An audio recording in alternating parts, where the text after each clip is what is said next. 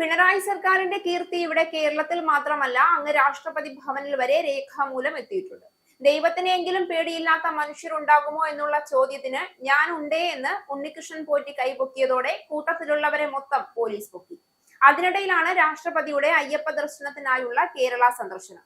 അതോടെ അയ്യപ്പനെ തൊഴുതു വണങ്ങിയിട്ട് കാര്യമില്ല, അയ്യപ്പന്റെ പൊന്നും പണ്ടവും കട്ടുമുടിച്ചു എന്ന പരാതി ഇന്ത്യൻ രാഷ്ട്രപതിയുടെ പക്കലുമെത്തി. രാഷ്ട്രപതി ദ്രൗപദി മുർമുവുമായി BJP അധ്യക്ഷൻ രാജീവ് ചന്ദ്രശേഖറിന്റെ നേതൃത്വത്തിലുള്ള പ്രതിനിധി സംഘമാണ് കൂടിക്കാഴ്ച നടത്തി കാര്യങ്ങൾ ബോധിപ്പിച്ചത്. ശബരിമലയിലെ സ്വർണ്ണക്കൊള്ള അടക്കമുള്ള വിഷയങ്ങളിലുള്ള ആശങ്ക രാഷ്ട്രപതിയെ BJP പ്രതിനിധി സംഘം ധരിപ്പിച്ചതായാണ് സൂചന. രാജ്ഭവനിൽ വെച്ചായിരുന്നു കൂടിക്കാഴ്ച.